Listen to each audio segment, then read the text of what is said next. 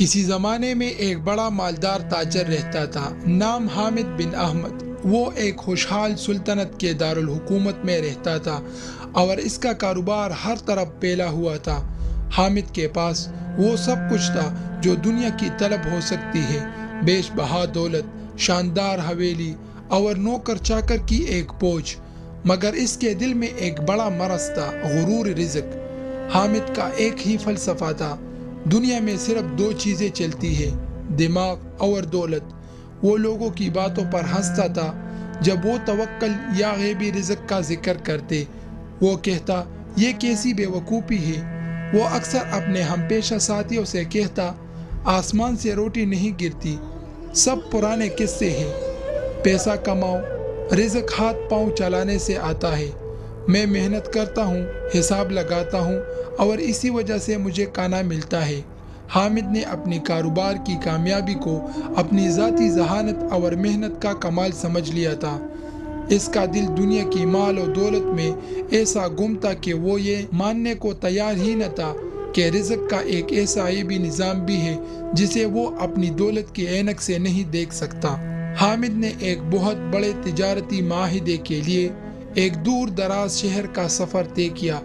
اس نے اپنے گھوڑے پر نایاب ہیرے جواہرات لادے اور تنہا سفر کا آغاز کیا۔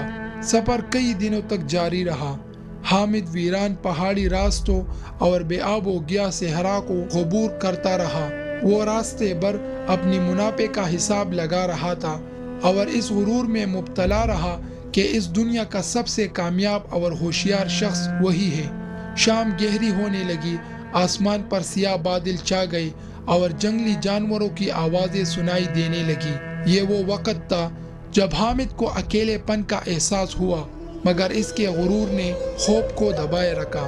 پھر وہ لمحہ آیا کہ اچانک چاروں طرف سے گھوڑوں کی ٹاپوں کی آوازیں بلند ہوئی۔ 6 ڈاکوؤں نے حامد کو گھیر لیا۔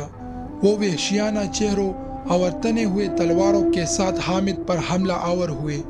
حامد نے مزاحمت کی کوشش کی مگر وہ اکیلا تھا۔ ڈاکوؤں نے پل بھر میں سارا قیمتی سامان، ہیرے جواہرات اور حامد کے گھوڑے کو قابو میں کر لیا۔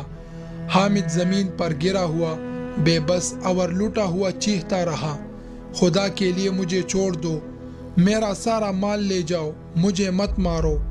ڈاکوؤں کے سردار نے کہا لگایا، مال تو ہم لے چکے، لیکن تجھے زندہ چھوڑا تو تو جا کر ہمارے خلاف بغاوت کھڑا کرے گا اور آبادی کو ہم پر لائے گا۔ حامد گڑ گڑایا، اس کی آنکھوں میں آنسو تھے۔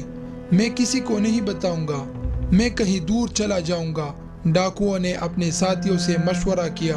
ایک نے کہا قتل سے بہتر ہے کہ اسے یوں ہی چھوڑ دے، اس ویران جگہ پر بھوک اور پیاس اسے خود ہی مار دے گی۔ یہ فیصلہ ہوا کہ اس کے ہاتھ پاؤں باندھ کر اسی جگہ صحرا کی تپتی ریت پر چھوڑ دیا جائے۔ ڈاکوؤں نے مضبوط رسیاں لی، حامد کے ہاتھ پاؤں بڑے بے دردی سے باندھ دیے۔ وہ بے بسی کی انتہا کو پہنچ چکا تھا۔ ڈاکو ہنستے ہوئے اس کا گھوڑا اور ساز و سامان لے کر غائب ہو گئے۔ حامد بن احمد اب اکیلا تھا، زمین پر پڑا ہوا، ہاتھ پاؤں بندھے ہوئے آسمان کو دیکھ رہا تھا۔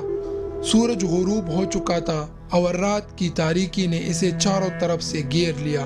پیاس نے اس کا گلا خشک کر دیا اور بھوک نے جسم نڈال کر دیا۔ اس کی زبان تالو سے چپک چکی تھی۔ اس کے دل میں ایک ہی چیخ تھی، کیا ہوا میرے غرور کو؟ آج میری محنت کا کمایا ہوا سونا میرے لیے پانی کا ایک قطرہ کیوں نہیں خرید سکتا؟ وہ رویا، سسکا اور اس نے اپنے پچھلے تمام گناہوں، خاص طور پر رزق کے معاملے میں اپنے غرور پر سچے دل سے اللہ سے معافی مانگی۔ اے میرے پروردگار، میں نے تیری خدائی کا مذاق اڑایا، میں نے تیری غیبی نظام پر شک کیا۔ آج میں موت کے دہانے پر کھڑا ہوں، بے بس اور لاچار۔ میرے پاس اب کوئی نہیں ہے، بس تیری ذات ہے۔ اب تو ہی بتا، کیا تیرا کوئی عیبی بندہ میری مدد کے لیے آ سکتا ہے؟ حامد نے وہ رات اسی بے بسی اور شدید بھوک و پیاس میں گزاری، اور پھر خدا کا کرنا یہ ہوا کہ 2 دن کے بعد اسی سلطنت کا بادشاہ ابو منصور اپنے لشکر کے ساتھ شکار پر نکلا۔ بادشاہ بھی دنیا دار اور عیش کوش تھا۔ शिकार करते करते दोपहर हुई और थकावट और भूख ने बादशाह को बेचैन कर दिया। एक शानदार दस्तरखान बिछाया गया। बादशाह के लिए खास तौर पर एक खूबसूरत लजीज और बनी हुई मुर्गी रखी गई। बादशाह ने अभी हाथ बढ़ाया ही था कि अचानक एक सियाह साया बिजली की तरह आसमान से नीचे आया। एक बड़ा और तंग शाहीन ने सबकी मौजूदगी में बादशाह की वो खास मुर्गी अपने पंजों में जगड़ी और आसमान की बुलंदियों में परवास कर लिया। बादशाह अबू मंसूर गुस्से और हैरत से कांपने लगा। ये क्या हरकत है? मेरा तो आम मेरी आंखों के सामने। वो गजबनाक लहजे में बोला, इस शाहीन का पीछा करो, देखो ये मेरी मुर्गी कहाँ ले जा रहा है। मुझे यही मुर्गी खानी थी, इसे वापस लेकर आओ। बादशाह के वफादार सिपाही फौरन अपने घोड़ों पर सवार हुए और शाहीन के पीछे लग गए। इन्होंने तेज रफ्तारी से एक दुश्वार गुजार पहाड़ी को अबूर किया। पहाड़ी के दूसरे जानिब का मंजर देखकर सिपाही ठहर गए। इन्होंने देखा कि वही शाहीन एक वीरान जगह पर उतरा है और इसके नीचे एक शख्स जमीन पर बंधा पड़ा है। और फिर इन्होंने वो हैरत अंगेज मंजर देखा। शाहीन बादशाह की लजीज मुर्गी को इस बंधे हुए शख्स के मुंह में डाल रहा था। कुछ देर बाद वो अपनी चोंच में पानी लेकर इसके हलक में भी टपकाता। सिपाही हैरान थे, ये क्या मौजिज़ा है। बादशाह का तोआम जो इसकी शदीद ख्वाहिश थी, यह एक बेबस भूखे इंसान का रिज़्क बन गया था। सिपाहियों ने जल्दी से अपने घोड़े रोके और हामिद के पास पहुंचकर इसकी रस्सियां काटी और हाथ पांव खोले। हामिद ने आज़ादी का सांस लिया और हैरत से इन सिपाहियों को देखा। वो कमज़ोरी के बावजूद शुक्रगुजार था। सिपाहियों ने पूछा, ए शख्स, ये क्या माजरा है? ये शाहीन कौन है और ये खाना कहाँ से लाया? हामिद के लहजे में अब निदामत नहीं बल्कि अब एक गहरा यकीन था। वो रोते हुए बोला, मेरे भाइयों, मैं एक बदबख्त ताजिर था जो गुरूर रिज़्क में मुब्तला था। डाकुओं ने मुझे यहाँ मरने के लिए बांध दिया था।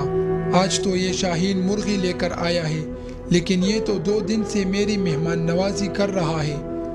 पिछले 2 दिनों से जब मैं भूख और प्यास से मर रहा था तो अल्लाह ने इस परिंदे के ज़रिए मेरे लिए रोज़ी भेजी। मैंने अपने गुरूर पर सच्चे दिल से तौबा की थी और अल्लाह ने अपनी गैबी निज़ाम से मेरी मदद फरमाई। सिपाही सहम गए।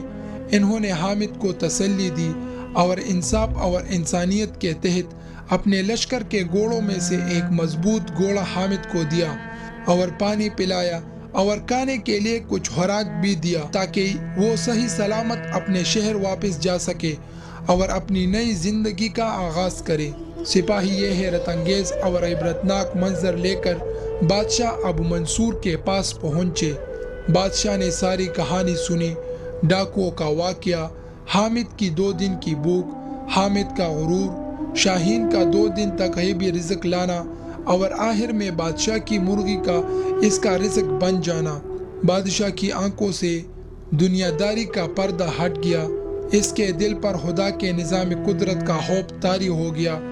इसने रोते हुए अपने हाथ आसमान की तरफ उठाए और कहा, अफसोस है हम पर कि हम इस खुदा की खुदाई से गाफिल है जो इस अंदाज से अपने बंदों को रिज़्क फराहम करता है और अपना निज़ाम चलाता है।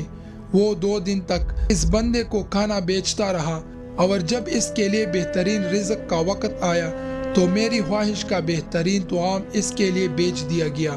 मेरी बादशाहत का गुरूर इस निज़ाम के सामने एक तिनके से ज़्यादा नहीं। बादशाह अबू मंसूर ने इसी लम्हे अपना तख्त और ताज छोड़ा, दुनिया की तमाम ऐश और आराम से किनारा कशी इख्तियार की और अल्लाह की इबादत में मशगूल होकर अपने ज़माने का एक आबिद और जाहिद शख्स बन गया। ताजिर हामिद बिन अहमद अपने शहर लौटा। वो माल और दौलत का मालिक तो रहा, लेकिन अब इसके दिल में गुरूर की जगह यकीन कामिल और तवक्कल था और वो हमेशा अपनी पिछली गुनाहों पर नादम रहता था। अल्लाह की खुदाई हमारी सोच से कहीं ज़्यादा वसीह और अजीम है। लिहाजा अपने रिज़्क पर गुरूर ना करो बल्कि हर हाल में सिर्फ खालिक पर कामिल यकीन रखो, क्योंकि वो हमें इन ज़राए से भी नवाजता है जिनका हमें वहम व गुमान भी नहीं होता।